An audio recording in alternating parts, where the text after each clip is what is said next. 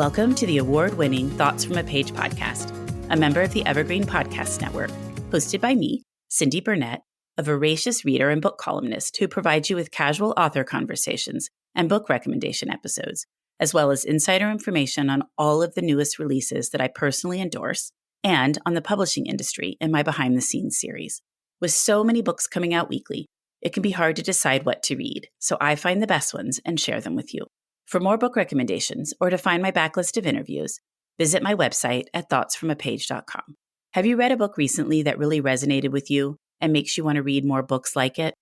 If so, submit a read-alike request to me through the Google form included in today's show notes and tell me why you loved it, and I will suggest some similar reads on a future Tuesday episode.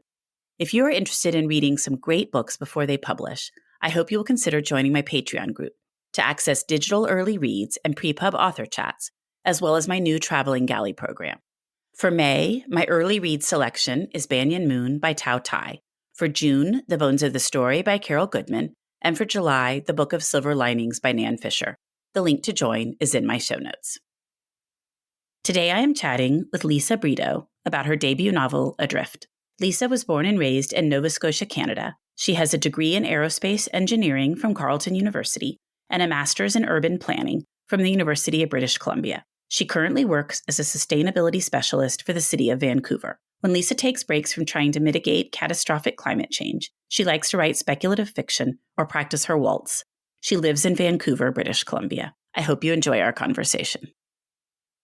And now for a quick break. For the last year, I have been focusing more on my health and eating habits. In connection with that, I have started drinking AG1 in the morning. When I started drinking AG1 daily, I could feel a real difference in my health and energy levels. That is because AG1 is a foundational nutrition supplement that supports your body's universal needs like gut optimization, stress management, and immune support. Since 2010, AG1 has led the future of foundational nutrition, continuously refining their formula to create a smarter, better way to elevate your baseline health. I recommend AG1 to all of my family and friends because the company has a team of doctors and scientists. It is tested for 950 contaminants and is NSF certified for sport.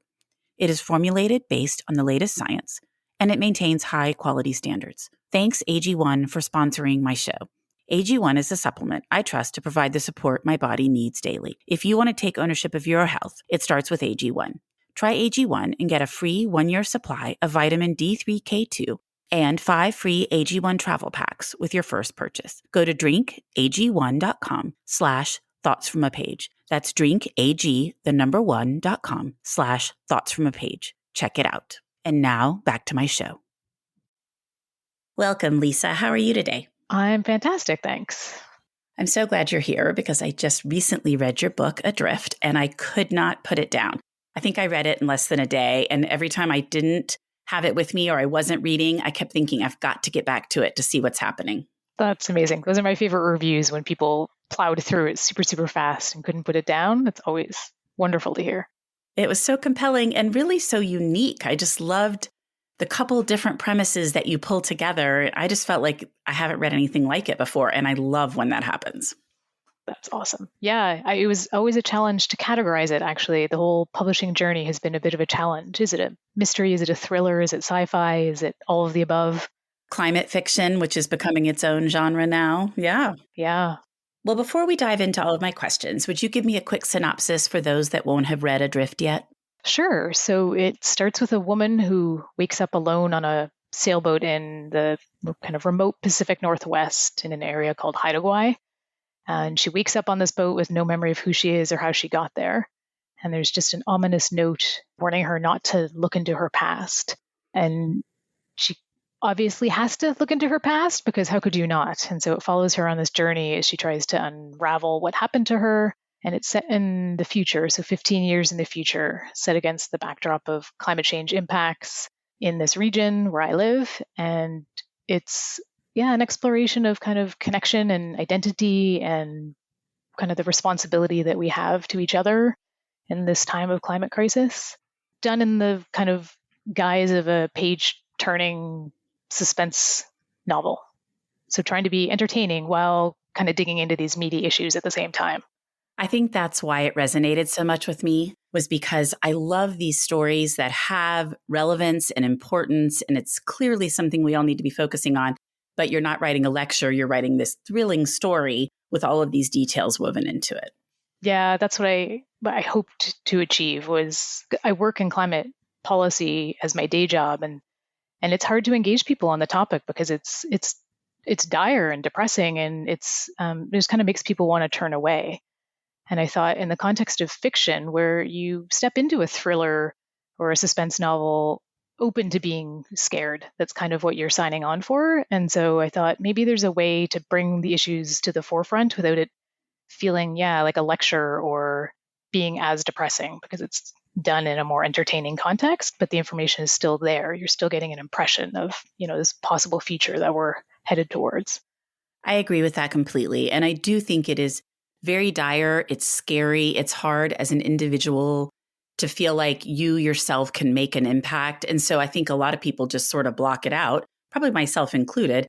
But I'm a huge fan of this new genre of climate fiction, and I read them whenever I can, because for what we've just said, I think it's a great way to get those details out there in a story, which is the beauty of fiction generally.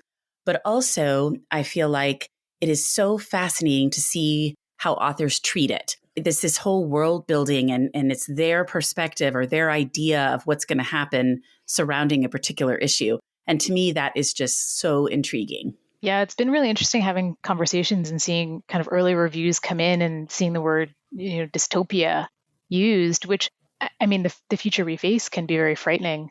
But I built in, from my perspective as a climate policy person, what to me are a lot of really hopeful elements.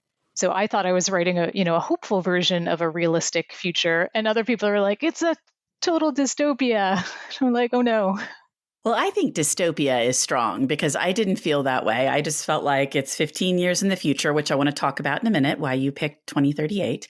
But I felt like it's the way we're going. But again, it's just interesting to see each author's perspective about what's going to break down and then what's going to happen to society. And so I just always enjoy that. It is dire and it is sometimes scary, but wrapped in a thriller is a great way to receive that knowledge. So let's talk a little bit more about 2038 and how you chose that year to set the story.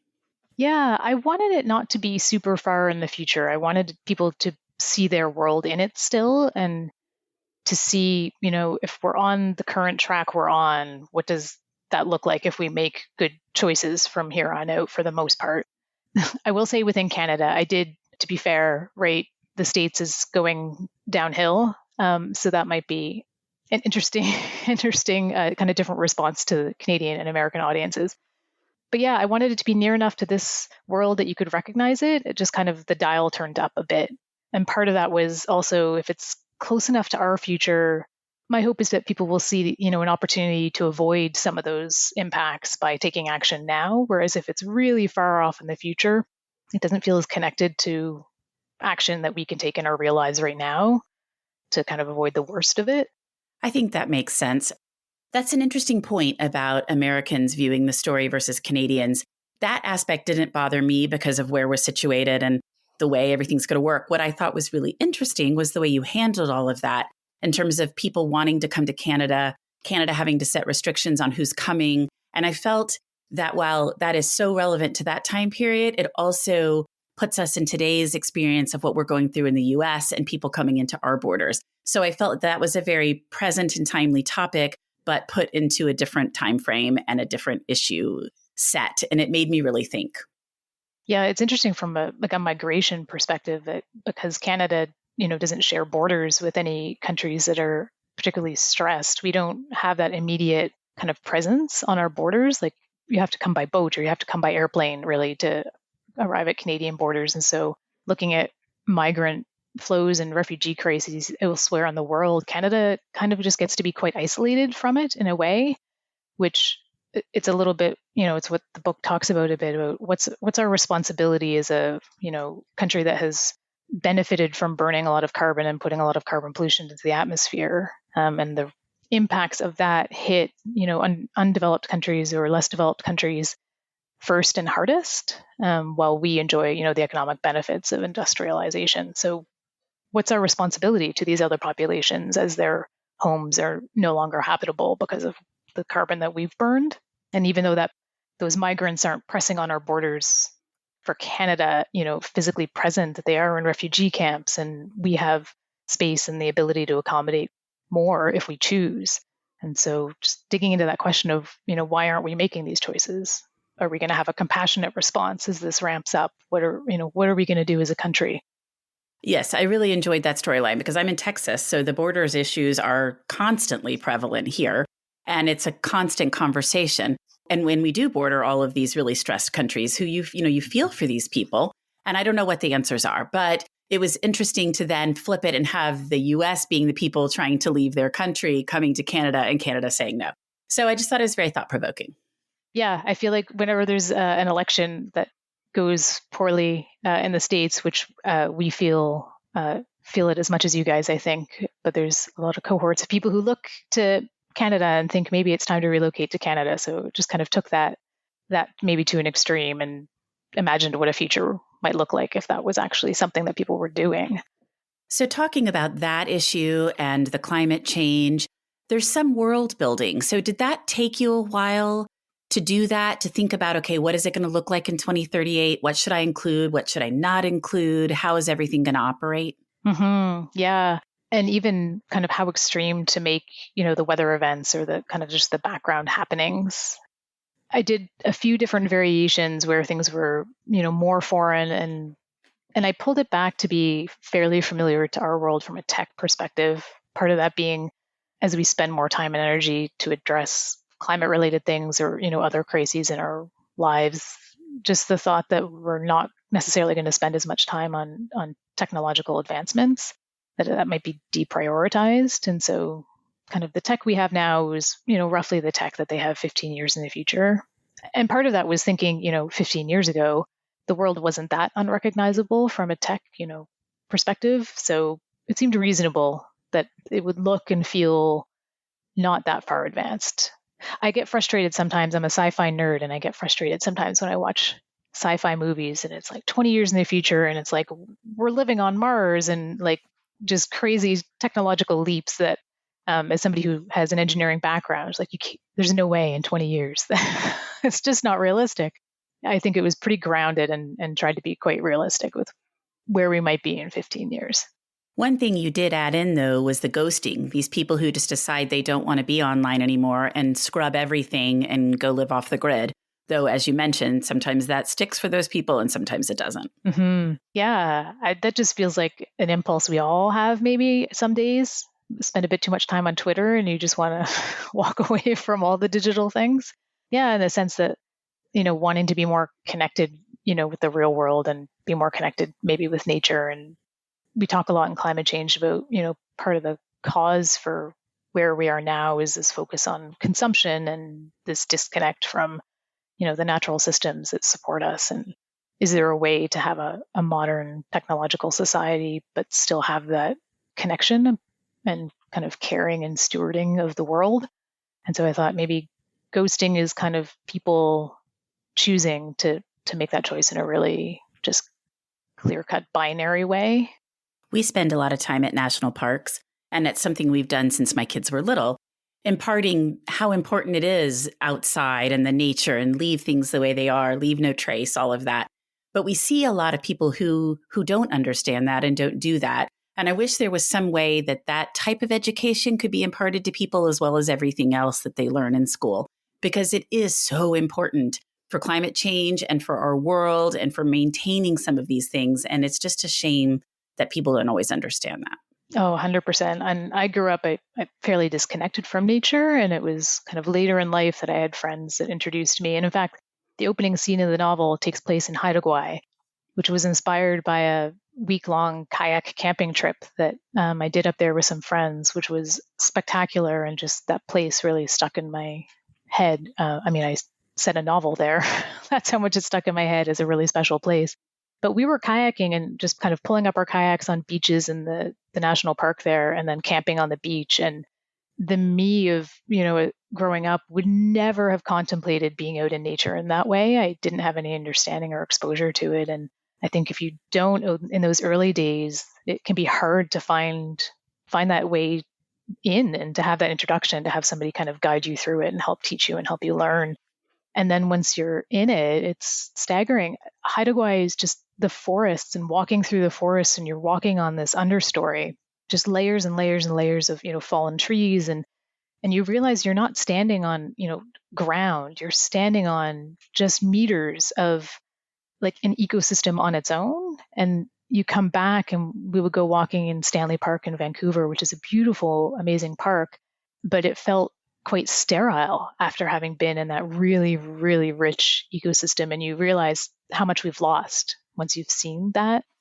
And so I think the more exposure we can give people to those really rich ecosystems that are just teeming with life, it will give them that lens to see what's at risk or what we've lost or what we're fighting for, in a way that if you don't have that imagery in your head, you can't really even appreciate it.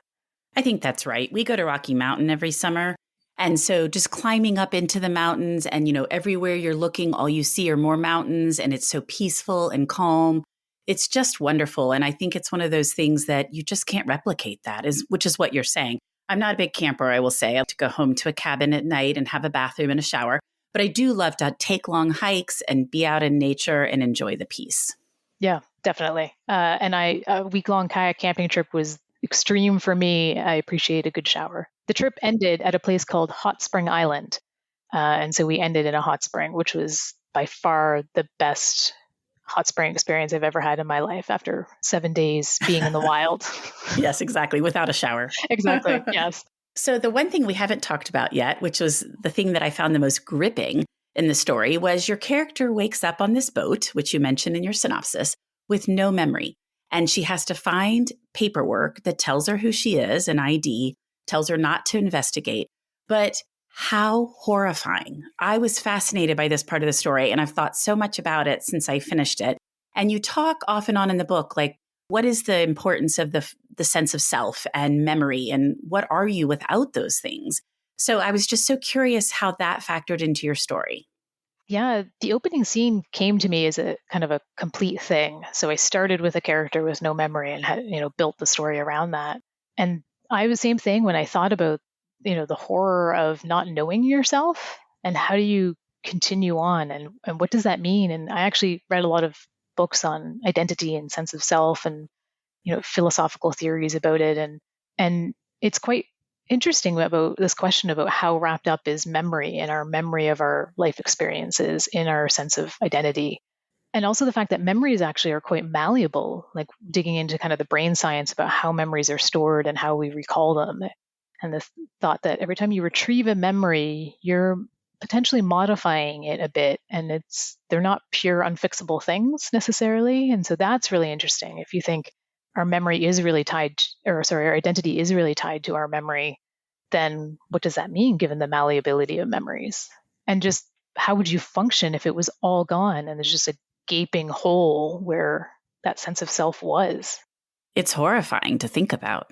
Yeah, I thought it was terrifying. So yes, exactly. I agree. I just kept thinking, oh my gosh. And I don't think this is a spoiler, but that begins to happen to other people. So there are all these people waking up without their memories. She's not alone. And then how those people are handled, again, thinking about people crossing borders and how all of that stuff is happening and how people act from fear sometimes instead of from rationality. So all of that was just truly fascinating. I just felt like I will be thinking about your book for so long and on many different planes. Yeah, I'm glad I found it fascinating too. That was my hope, that other people would find it equally curious. And I did a lot of also reading about amnesia and the kind of the different types of amnesia that exist. And the one in the book is, it's fictional, where she's lost all of her personal memories and all of her autobiographical information completely. So kind of like a Jason Bourne version where it's all gone.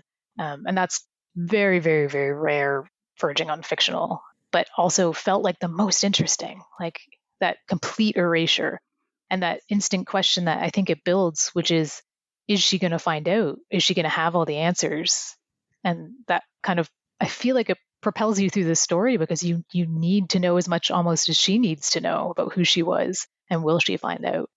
And why? I mean, that's what I wanted to know the whole time. Why did this happen to her? And obviously I can't say any more about that, but I just was dying to know. And I think the fact that it kind of borders on fictional really made the story, because, it wasn't something that I could be hung up like this could happen to me. But it was so interesting to think about those issues as we were talking sense of self, memory. And so I liked that it wasn't one of those things that is happening regularly. Yeah. And the kind of additional terrifying thought that if someone could do this to you, right, that's a weapon of a scale we don't have, and it kind of adds in a whole other layer of terror. Exactly, especially once it's happening to a variety of people, because then you're really wondering what is going on. So you work in sustainability for the city of Vancouver. Can we talk more about that? Yeah, for sure. It's a career I kind of fell into accidentally, so always happy to talk about it. Tell me what you do. So I'm a senior sustainability specialist in the sustainability group at the city of Vancouver, and it used to be kind of a position that was more broadly about the kind of whole encompassment of sustainability. But in the last few years, since declaring a climate emergency, our team is really focused on climate and kind of everything within our kind of city control to cut carbon pollution as much as possible. So looking at where our sources of carbon are, and then what can we as a city do to really cut those. And so I get to work on a whole variety of subjects. Most recently, I've been working specifically on climate justice and trying to understand and articulate kind of, how all of the things that are, coming from the climate crisis or the root cause of the climate crisis, it's the same root cause as all the systemic injustices that are happening, and, our need to address these things together at the same time, and just drawing those connections, which is not something we've done necessarily in the past in our team. And so it's been a real educational journey for us as a team. Is it a stressful job in terms of looking ahead and knowing what's coming? Or do you feel like because you are helping that you're making a difference, that it's not so stressful? You've asked a really big question. It's both. There's a lot of kind of climate anxiety and climate grief, because I think we know and spend all day kind of steeped in the knowledge of what's coming and, the IPCC projections, which there's a pathway to the future if we are really good at aggressively cutting carbon globally. And then there are the pathways where if we continue as we are currently, which are really, really scary, like really scary. But we're also in the lucky positions where we can try and help. Like the work we do every day is, helping to try and shift us onto a better course. So I know a lot of people are frustrated because they're equally aware of, the potential for a really dire future, but they don't necessarily have that, direct ability to take action at the same scale that working right in the, center of some of the decision making gives us the chance to make. That's what I was referencing earlier, is that I find it very scary, but I don't really find myself in a position to do much about it. And so at least in a position to be doing something, you have to feel like, okay, I know what we need to do, and I'm going to work very hard to see that it happens. Yep, definitely. It's that chance to show up every day and try to improve things. And then also part of what we do is to reach out to the public and engage them and try to give them a sense of what they can do. And it used to be very much about coaching people in individual choices that they can make, which is part of it, but it's also about the systems that we all operate in that kind of prevent us from being able to do things. Like it's fine to say take transit more often, don't drive as much for the sake of carbon pollution, but if your city hasn't built a functioning transit system, that's not really possible, right? So it's about how do you change the system so that transit is a comfortable, preferable choice that functions for more people? How do you give people options to plug into renewable energy versus using fossil fuels? Because people, I think, will make the choices if you make it possible for them, but a lot of the systems in place just make it not possible. So it can be quite frustrating for people, I think, who are aware and want to do better or want to do more, but they're stuck in a system that's been built around car culture and fossil fuel burning at every turn, right? Absolutely. And also a lot of it, or a fair amount of it, is coming from these large corporations. And we don't really have any way other than writing letters, things like that, to force corporations to stop what they're doing.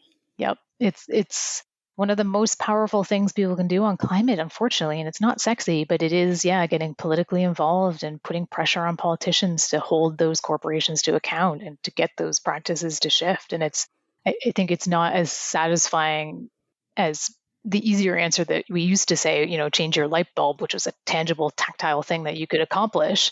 But it's that collective pressure to get the corporations and get governments to change what they're prioritizing and how they do business. And it's not sexy, and it's, I think, absolutely critical, which is a challenge. It's a challenge to get people to engage in that. Absolutely. Well, how does your job inform your writing? Like, how did you feel like what you have been doing was then incorporated into your story?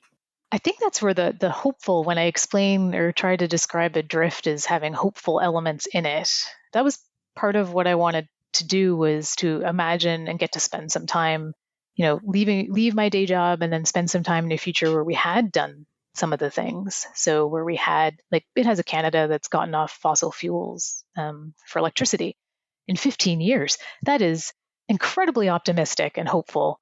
It's got communities that have addressed sea level rise and have, either adapted or kind of moved out of the way of the rising seas. And so it's got bits and pieces of us having made really good choices on, a big scale so that we're better prepared. It has a national disaster response team, this idea that we're going to have these extreme weather events and it's going to be beyond what a particular community can support. So there's a national kind of group that goes and flies into these troubled spots to help them in the moment of crisis. Just kind of a reflection of our need to care for each other collectively and support systems to help people in moments of crisis. So it was kind of seeing in the day job what we need to do and then writing a story where we had actually set up some of those systems so I could just experience the joy of us having done the right thing. Knowing that we went in the right direction. Yeah, exactly. Yeah. Well, are you a pantser or a plotter? Did you plot everything out before you sat down to write, or did you just sit down and start writing? I want to I want to reject the false binary of that choice if I can, because I can't answer it. It's I this is my first novel, and so the process I use in this one was the one that worked for this story. And there's kind of a question about, is that going to be the same process for everyone? I don't know yet. I would say I do exploratory writing, is what I call it, where I've created the characters and I'm playing with the tone and I'm playing with the characters to get to know them and exploring where the story might go. But I don't consider that that I'm writing the story yet. And then at some point I do sit down and I plot out the key moments. And I write the climax fairly early on so I know where I'm going. So I feel like it's a hybrid. I play around a little bit and then I do a bit of outlining and then I fill in some gaps. And then at some point I buckle down and I write down a really detailed scene by scene outline to make sure each scene is carrying its load and doing as much as possible, just to keep everything as tight as I can. So in the end, I become I'd say a tight plotter, but in the beginning it's more exploratory and playful. Well, I think a number of people end up with the hybrid, so it just depends. But some people are so specific in terms of outlining everything or not outlining anything and just sitting down and writing. So it's just fascinating to see everybody's processes. It's incredible how different people approach the process and get to an end result. So I think that's really impressive.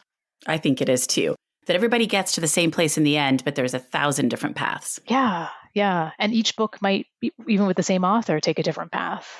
That's interesting. I don't hear that very often. So I was interested to hear you say that. I think some people sometimes will slowly move from one to the other, but it seems like a lot of people, once they have their path, follow it. So it's interesting that you're thinking you may not follow it. Yeah. We'll have to see. Yeah, I'm a bit into the next one, and it's similar in the sense that it's playing, but maybe started outlining earlier into it. Maybe just because I had a clearer sense of the story from the get-go. So it might just be how clearly the idea arrives. Absolutely. That's true. And how much it has to be fleshed out. Mm-hmm. What about your title and cover? I'm a huge cover person. I loved your cover. So tell me about how those came about. The title has been Adrift for a long time. And it was my working title, which was both, she wakes up on a sailboat and she herself is, very adrift with all of her memories gone.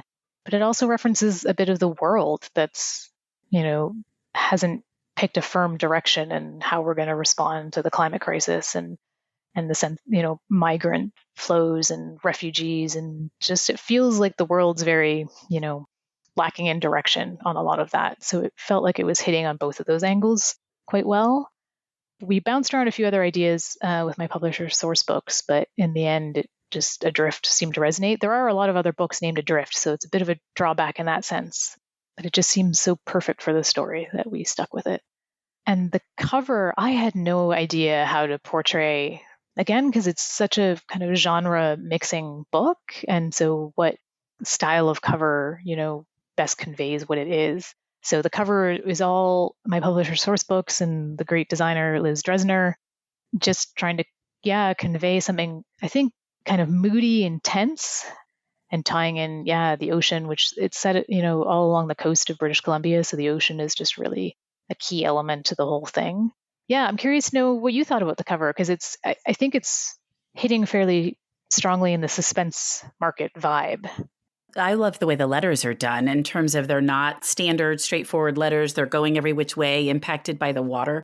I thought that was very cool. And I don't know, I guess it falls in the suspense, but it doesn't really have that kind of bright color, gloomy lights that all the suspense seem to have these days. So I don't know. For me, I felt like it just sort of fell in the climate fiction because of the water and the way everything is kind of bubbling up.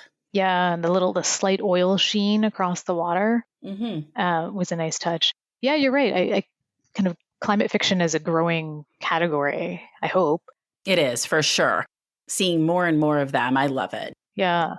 Yeah, it's interesting because I was reading The Great Derangement by Amitav Ghosh, who talks about, this was in 2016, and he's kind of calling out the arts culture and for failing to grapple with climate change and failing to reflect that, in their works, and talking about, this is a major defining issue of our time, and people are going to look to the arts and wonder where it was, why it wasn't being reflected or kind of processed through arts and culture. And so that was something in the back of my head as I was writing this, that if you want to write a story set in the future, which I love speculative fiction, so I am often playing in that space, you have to address it. And so rather than hide it, I just kind of brought it a bit more to the forefront because it just feels necessary. I agree with that completely. And as I mentioned before, I am totally fascinated with it. I love it. I try to grab any book in that genre, but it is at times terrifying. So I have to kind of be ready to gear myself up and be like, okay.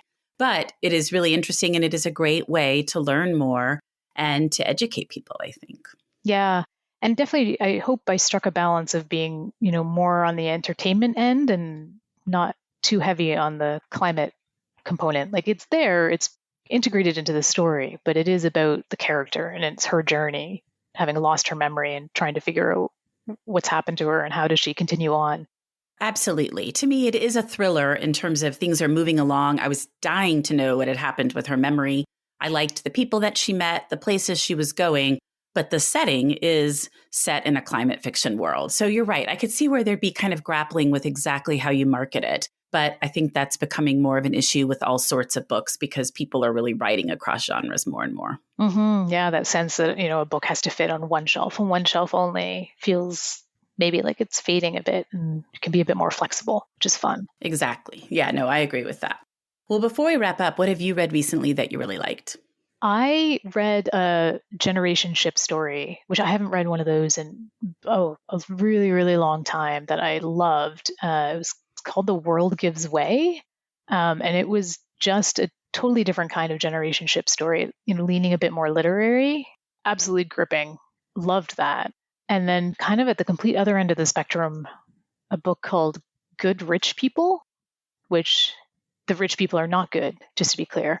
Just a really fascinating kind of look at the economic divide and the story about rich people who kind of view low-income people as playthings for their amusement, and a bit of a chance for revenge on behalf of the lower income people in that process. Just fascinating. Really skewers kind of economic class divides in a way that, I couldn't put that one down either. And that's Eliza Jane Brazier, right? That's right. Okay. I interviewed her for her first book, but I haven't talked to her since. But I've been seeing all sorts of things about her new book. Yeah. The cover, just every time I see it on social media, it draws my eye. It's so good. Well, Lisa, thank you for taking the time to come on the Thoughts from a Page podcast. I really, really enjoyed your book, and I enjoyed chatting with you about it. Oh, this was a lot of fun. Thank you for having me. Hi, I'm Emma. And I'm Joe. And we're the Professional Book Nerds. 2 Mondays a month, we interview authors and talk about their upcoming books, what drives them, and their go-to order at the cafe. On Thursdays, we share recommendations and dive into topics readers face, like how do I actually read the books on my to-be-read list? You can find the Professional Book Nerds podcast on Apple Podcasts, Spotify, or wherever you get your podcasts. Want to learn more about us? Our website is professionalbooknerds.com, and you can find us on Instagram, Twitter, and TikTok at ProBookNerds. We hope you'll come and listen, and as always, Happy reading!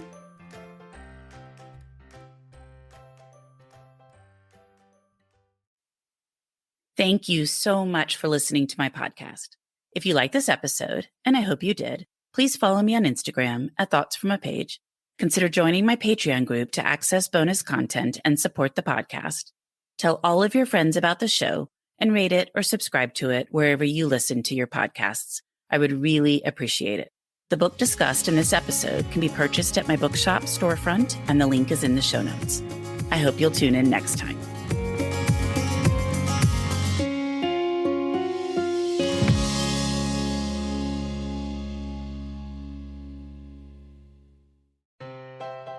Hi, I'm Emma. And I'm Joe. And we're the Professional Book Nerds. 2 Mondays a month, we interview authors and talk about their upcoming books, what drives them, and their go-to order at the cafe. On Thursdays, we share recommendations and dive into topics readers face, like how do I actually read the books on my to-be-read list? You can find the Professional Book Nerds podcast on Apple Podcasts, Spotify, or wherever you get your podcasts. Want to learn more about us? Our website is professionalbooknerds.com, and you can find us on Instagram, Twitter, and TikTok at ProBookNerds. We hope you'll come and listen, and as always, Happy reading!